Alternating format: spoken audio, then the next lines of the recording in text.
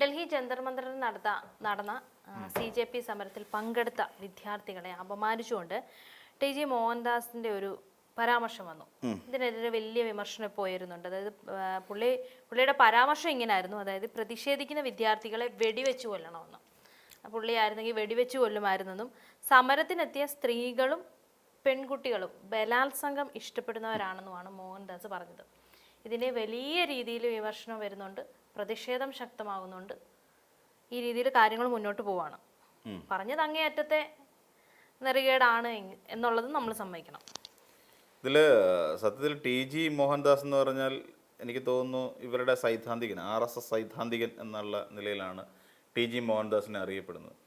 അപ്പോൾ അവർ പൊതുവിൽ സംസാരിക്കുമ്പോഴും TGക്ക് ആ ഒരു പ്രാധാന്യം ഈ പറയുന്ന സംഘപരിവാർ എസ്പെഷ്യലി RSSകാർ കൊടുക്കുന്നുണ്ട്. കാരണം സൈദ്ധാന്തികനാണല്ലോ. സൈദ്ധാന്തികനായ ഒരു വ്യക്തി എന്തെങ്കിലുമൊക്കെ പറയുമ്പോൾ അതിനകത്ത് എന്തെങ്കിലും ചില കാര്യങ്ങളുണ്ട് എന്ന് സ്വാഭാവികമായും അവരൊക്കെ കരുതുകയും ചെയ്യുന്നുണ്ട്. അപ്പോൾ അങ്ങനെ ഒരു സാഹചര്യം പരിശോധിക്കുമ്പോൾ ഒരു സൈദ്ധാന്തികനിൽ നിന്ന് വരുന്നത് ഇമാതിരി നെറികേടാണെങ്കിൽ ഇവരുടെ ബാക്കിയുള്ള RSS പ്രവർത്തകരെ നമ്മൾ എങ്ങനെയായിരിക്കണം വിലയിരുത്തേണ്ടത് എന്ന് നമ്മൾ ആലോചിച്ച് നോക്കിക്കോളൂ. ഒരു സമരം നടക്കുന്നു. ആ സമരം എന്തിനു വേണ്ടിയുള്ള സമരമായിരുന്നു എന്നുള്ള കാര്യം ഇന്ത്യക്കാർക്ക് മുഴുവൻ അറിയാം. രാജ്യത്തുള്ള സകലമാന ആൾക്കാർക്കും ആ സമരത്തിൻ്റെ പ്രധാന അജണ്ട എന്തായിരുന്നു അറിയാം. അവിടെ അവർ പറഞ്ഞത് കർഫ്യൂ പ്രഖ്യാപിച്ചിട്ട് 4 കിലോമീറ്റർ ചുറ്റളവിലുള്ള ആൾക്കാരെ മാറ്റിയിട്ട് ഞാൻ അവിടെ വെടിവെപ്പ് നടത്തുമായിരുന്നു എന്നാണ് പറഞ്ഞത്.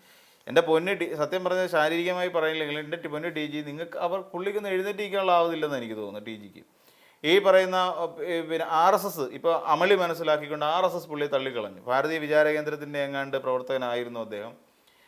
അല്ലാതെ ഞങ്ങളുമായിട്ട് യാതൊരു ബന്ധവുമില്ല, ഈ പറഞ്ഞതിനകത്ത് ഞങ്ങൾക്ക് യാതൊരു ഉത്തരവാദിത്വം ഇല്ല എന്ന് പറഞ്ഞുകൊണ്ട് RSS കൈ കഴുകി.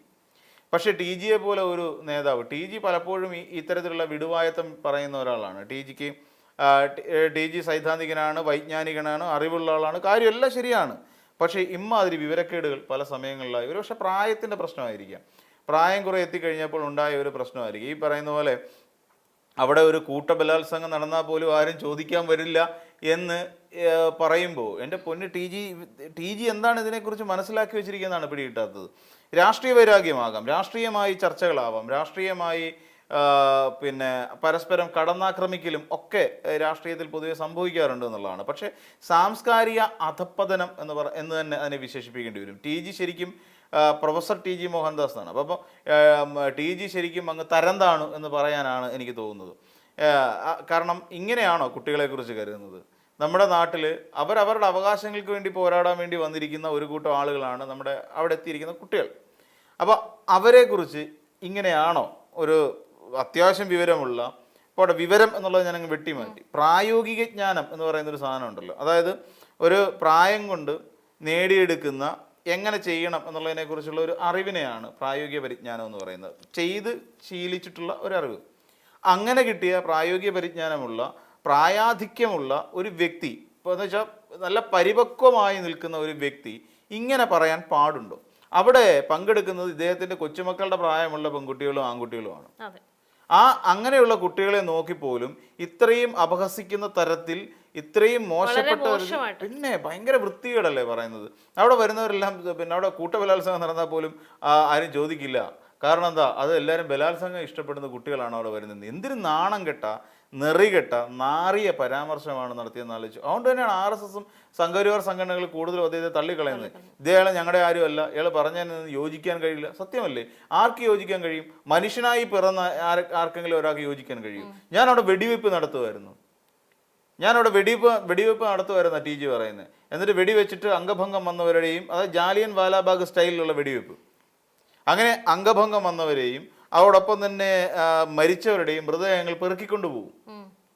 ഇതൊക്കെ ഒരു ശരിക്കും പറഞ്ഞാൽ ഇതിനെ പ്രൊവോക്കേറ്റ് ചെയ്യുക എന്ന് പറയും. അതായത് ഈ നാട്ടിൽ ഉറങ്ങിക്കിടക്കുന്ന കുറേ സംഖ്യകളുണ്ട്. നമ്മുടെ നാട്ടിൽ ഉറങ്ങിക്കിടക്കുക എന്ന് പറയുമ്പോൾ നമുക്കറിയാം, ഇവിടെ RSSകാർ ഏറ്റവും കൂടുതൽ കുടില നൃത്തമാടിയ ഒന്നാണ് ബാബറി മസ്ജിദ് പൊളിച്ചതുമായി ബന്ധപ്പെട്ടുകൊണ്ട്. അതിന് കാരണം അന്ന് അദ്വാനി നടത്തിയ ഒരു രഥയാത്രയായിരുന്നു ഇതിനു വേണ്ടിയിട്ട് തന്നെ. അപ്പോൾ ഇതിൻ്റെയൊക്കെ ഒരു പശ്ചാത്തലത്തിൽ നിൽക്കുമ്പോൾ ഇത് കൂടുള്ള നിൽക്കുന്ന അക്രമത്തെ പ്രോത്സാഹിപ്പിക്കുന്ന തരത്തിലുള്ള പ്രസ്താവനയായിട്ടാണ് എനിക്ക് തോന്നുന്നത്. അതായത് TG മോഹൻദാസ് എന്ന് പറയുന്ന ഒരു പരിപക്വമാർന്ന പക്വതയോടുകൂടി പെരുമാറുകയും ചിന്തിക്കുകയും ചെയ്യേണ്ട ഒരു നേതാവ് വെറും പച്ചയ്ക്ക് ഒട്ടും ബോധമില്ലാത്ത രീതിയിൽ ഇമാതിരി വർത്തമാനം പറഞ്ഞത് ശരിക്കും കലാപാഹ്വാനത്തിന് അദ്ദേഹത്തിന്റെ പേര് കേസെടുക്കേണ്ടതാണ്. കലാപത്തിന് ആഹ്വാനം ചെയ്യുക, ഇങ്ങനെ ചെയ്യണം. അവിടെ നരേന്ദ്രമോദിക്ക് തോന്നിയില്ലല്ലോ. എന്തിന് അവിടുന്ന് രാജിവെച്ചിറങ്ങിപ്പോയ ധർമ്മേന്ദ്ര പ്രധാൻ ഇങ്ങനെ ഒരു പരാമർശം പറയാൻ തോന്നിയില്ലല്ലോ. അതും പോട്ടെ, ആഭ്യന്തര വകുപ്പ് കൈയാളിക്കൊണ്ടിരിക്കുന്ന അമിത്ഷായ്ക്ക് കാര്യങ്ങൾ സംസാരിക്കാൻ തോന്നിയില്ലല്ലോ. പിന്നെ TGക്ക് എങ്ങനെയാണ് ഇത് തോന്നിയത്? ശരിക്കും പറയാം, TGക്കെതിരെ കേസെടുക്കണമെന്നേ. കലാപാഹ്വാനത്തിന് കേസെടുക്കണം, സ്ത്രീത്വത്തെ അപമാനിച്ചതിന് കേസെടുക്കണം. ഈ എവിടെയെങ്കിലും നിന്നുകൊണ്ട് ഇങ്ങനെ പറയാൻ പാടുണ്ടോ? ആ ഒരു പെൺകുട്ടികൾ അതിന് താല്പര്യമുള്ളവരാണ് എന്ന് എവിടെയെങ്കിലും ഇന്ന് വരെ ഈ പറയുന്ന സംഘപരിവാർ തന്നെ എടുക്കാം, അതിൽ ആരും ഇങ്ങനെ ഒരു പരാമർശം ഇല്ല. ഒരു സ്ത്രീയെ പറ്റി നടത്തിയിട്ടില്ല. ഒരു സ്ത്രീയെ പറ്റി നടത്തിയിട്ടില്ല. അത് പിന്നെ സംഘപരിവാറുകാർ എത്ര നീചന്മാരാണെങ്കിലും, അല്ലെങ്കിൽ ഈ പറയുന്ന ഹിന്ദുയിസത്തിന് വേണ്ടി കിടന്നുകൊണ്ട് എത്ര ഘോരം അട്ടഹസിക്കുന്നവരാണെങ്കിലും, ഈ പ്രായമുള്ള, എനിക്കൊന്ന് ഇദ്ദേഹത്തിന്റെ പ്രായത്തിലൊക്കെ രാജഗോപാൽ സാറൊക്കെ ഉണ്ടാവും. അപ്പം ഇതിൽ നിൽക്കുന്ന ആളുകളിൽ ആരും ഈ പറയുന്ന വാവിട്ട വാക്കുകൾ ഉപയോഗിച്ചിട്ടില്ല എന്നുള്ളത് വസ്തുതയാണ്. ഇവര് ശരിക്കും ഞാൻ നേരത്തെ പറഞ്ഞ പോലെ കലാപാഹ്വാനം, മാധവ് സുരേഷ്, കഴിഞ്ഞ ദിവസം നമ്മൾ മാധവ് സുരേഷിനെ വിട്ടുകളയത്. മാധവ് സുരേഷ് കഴിഞ്ഞ ദിവസം ഇതിനെക്കുറിച്ച് നല്ലതാണ് ആദ്യം പറഞ്ഞത്. എന്നാൽ ഇപ്പോൾ പ്ലേറ്റ് മാറ്റി. അത് പഞ്ചാബിൽ ഇതേപോലെ വിഷയം നടന്നു. എന്തുകൊണ്ടാണ് പഞ്ചാബിൽ സമരം ചെയ്യാത്തത് എന്നുള്ള നിലയിലേക്കാണ് മാധവ് സുരേഷിന്റെ ടോക്ക് പോകുന്നത്. ഇവിടെ BJPക്ക് എതിരെ മാത്രം, അല്ലെങ്കിൽ അവിടെ ആം ആദ്മിയാണല്ലോ, അപ്പം BJPക്ക് എതിരെ മാത്രമേ നിങ്ങൾ സമരം ചെയ്യൂ എന്ന് പറയുന്ന ഒരു സിദ്ധാന്തം മാറ്റിവെക്കണം എന്ന് പറഞ്ഞുകൊണ്ട് അടുത്ത ഇതിലേക്ക് പോയി. ഇനി അടുത്ത സമരം പോവുകയാണ്. ശരിക്കും പറഞ്ഞാൽ അടുത്ത സമരത്തിലേക്ക് പോവാ. എന്താണ്? നിതിൻ ഗഡ്കരിക്കെതിരായിട്ടുള്ള സമരം. നിതിൻ ഗഡ്കരിക്ക് പിന്നെ എഥനോൾ, E20 പെട്രോൾ, അപ്പം എന്താണ് EJP എന്ന് പറഞ്ഞിട്ട് E20 ജനതാ പാർട്ടി എന്ന് പറഞ്ഞിട്ട് പുതിയൊരു സംഘടനയ്ക്ക്, ഒരു യൂത്ത് മൂവ്മെന്റ് രൂപം കൊടുത്തു. എന്താണ്? ഒരു പെട്രോൾ എന്ന് പറഞ്ഞാൽ, ശുദ്ധമായ പെട്രോൾ എന്ന് പറഞ്ഞാൽ ഒരു സമൂഹത്തിന്റെ ആവശ്യമാണ്, അവകാശമാണ്. അത് അനുവദിച്ചു കൊടുക്കുന്നതിന് വേണ്ടിയിട്ട്. അപ്പം എന്താണ് എന്ന് ഉദ്ദേശിച്ച് ഈ എഥനോൾ എന്ന് പറയുന്ന ഒരു സാധനം ബിൽഡ് ചെയ്യുന്നത് പിന്നെ ഇവരുടെ, അതായത് നിതിൻ ഗഡ്കരിയുടെ, നിഖിൽ ഗഡ്കരിയുടെയും സാരം ഗഡ്കരിയുടെയും 2 കമ്പനികളിൽ നിന്നാണ്. അപ്പൊ മക്കളാണ്. ഈ മക്കളുടെ കമ്പനിയിൽ അവരുടെ ടേൺ ഓവർ എന്ന് പറഞ്ഞാൽ 30% അവരുടെ വർധന ഉണ്ടായത്. പിന്നെ 150 കോടി അല്ലെങ്കിൽ 17 കോടി ആയിരുന്നത് പിന്നെ എന്താ പറയാ 500 കോടിയിലേക്ക് അത് വർദ്ധിച്ചു. അപ്പം ഈ E20 വന്നതോടുകൂടി 2030 നടത്താൻ വെച്ചിരുന്ന പ്രോജക്റ്റാണത്. 2030 കൂടിയാണ് E20 നമ്മുടെ രാജ്യത്ത് വ്യാപിപ്പിക്കാൻ വേണ്ടിയിട്ട് പ്ലാൻ ചെയ്തിരുന്നത്. എന്നാൽ ഈ 2030 എത്തിക്കാതിരുന്നതിന്റെ പ്രധാനപ്പെട്ട കാരണം, ഇവിടെ തൻ്റെ മക്കൾ നടത്തിക്കൊണ്ടിരിക്കുന്ന 2 അഗ്രോ ഇൻഡസ്ട്രീസ് ഉണ്ട്.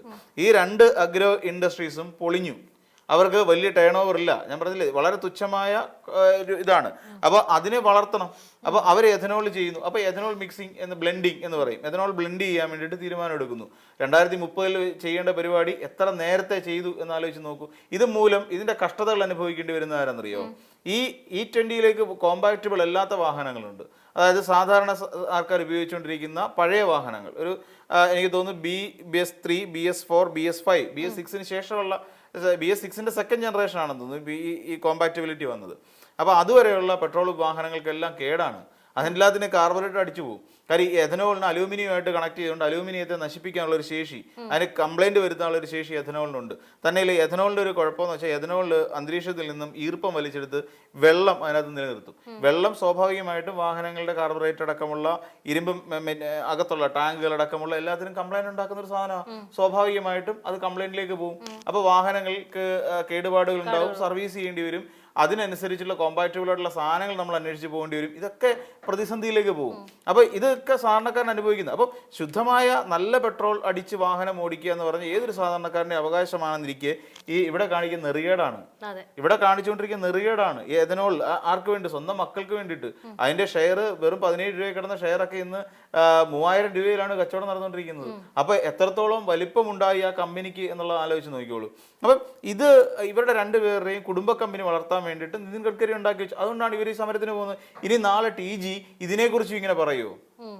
ഇവര് ഇത്തരക്കാരാണെന്നും അവരെ ഞാൻ വെടിവെച്ച് കൊല്ലും എന്നും പറയണോ? എങ്ങനെയാണ് പിന്നെ TGക്ക് ഇത് പറയാനുള്ള ധൈര്യം വന്നത്?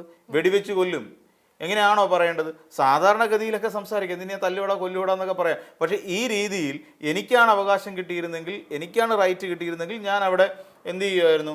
അവിടെ കർഫ്യൂ പ്രഖ്യാപിക്കും. എന്നിട്ട് 4 കിലോമീറ്റർ ചുറ്റളവിലുള്ള എല്ലാവരെയും ഒഴിവാക്കിയിട്ട് ജാലിയൻ വാലാബാഗ് സ്റ്റൈൽ ഞാൻ വെടിവെക്കും.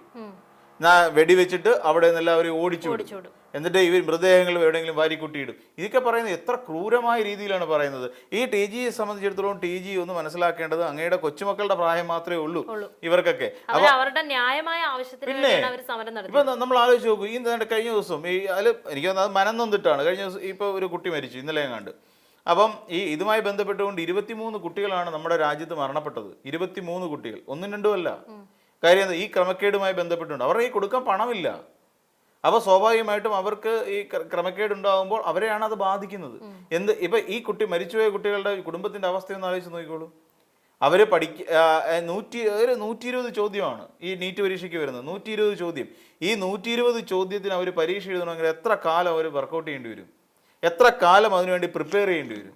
അവർക്കിപ്പോൾ ഒരു സ്വപ്നമായിട്ട് കൊണ്ടു നടക്കുന്നവരായിരിക്കും. അവർക്ക് ഈ നീറ്റ് എക്സാം എഴുതി അവർക്ക് മികച്ച ജോലിയിലേക്ക് ഇപ്പോൾ ഡോക്ടറോ അല്ലെങ്കിൽ MBBS അങ്ങനെ തുടങ്ങിയ തലത്തിലേക്ക് പോകാൻ വേണ്ടി അവർ പ്ലാൻ ചെയ്യുന്നവരാണ്. അപ്പോൾ ഈ 120 ക്വസ്റ്റ്യൻസ് ആൻസർ ചെയ്യാൻ വേണ്ടിയിട്ട് ഇവർ എടുക്കുന്ന സമയം ഈ 120 എന്നുള്ള സമയം മാത്രമല്ല, എത്ര മണിക്കൂറുകൾ അല്ലെങ്കിൽ എത്ര ദിവസങ്ങൾ അല്ലെങ്കിൽ എത്ര വർഷങ്ങൾ എത്ര പണിപ്പെട്ടിട്ടാണ് അവർ ഈ 120 ക്വസ്റ്റ്യൻ ഫേസ് ചെയ്യാനായിട്ട് വരുന്നത്. അപ്പോൾ അവിടെ വന്ന് ആ ക്വസ്റ്റ്യൻ ഫേസ് ചെയ്യാനിരിക്കുന്ന സമയത്ത് ഒരു വക പോലും പഠിക്കാതെ പ്രിപ്പയർ ചെയ്യാതെ വന്നിരിക്കുന്നവർ ഈസി ആയിട്ട് ജയിച്ച് കയറി പോകുന്നു. കാര്യം അവൻ്റെയൊക്കെ തന്തമാരുടെ ഈ കാശ് കിടപ്പുണ്ട്.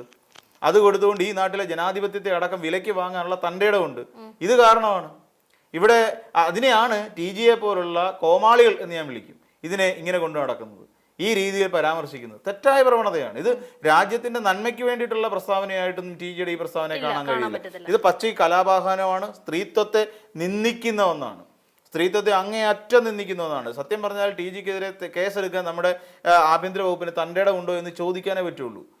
തൻ്റെ ഇടം ഉണ്ടെങ്കിൽ ഇയാൾക്ക് ഈ പറയുന്ന TGക്കെതിരായിട്ട് കേസെടുക്കണം. കേസെടുത്ത് ഇമാതിരി കലാപാഹ്വാനത്തിനും സ്ത്രീത്വത്തെ അപമാനിച്ചു എന്ന അടക്കമുള്ള കേസ് ചാർജ് ചെയ്ത് പിടിച്ചകത്തിടണം. ശിഷ്ടകാലം അവിടെ കിടക്കട്ടെന്നേ. പുള്ളി ഒരു യൂട്യൂബ് ചാനൽ, പത്രിക എന്ന് പറഞ്ഞ യൂട്യൂബ് ചാനൽ ഉണ്ട്, അതിനകത്ത് കൂടെ കയറുന്നുണ്ട് ഇവരൊക്കെ വിളിച്ചു പറച്ചിൽ. അതാകുമ്പോൾ വലിയ കുഴപ്പമില്ല, സ്വന്തമല്ലേ.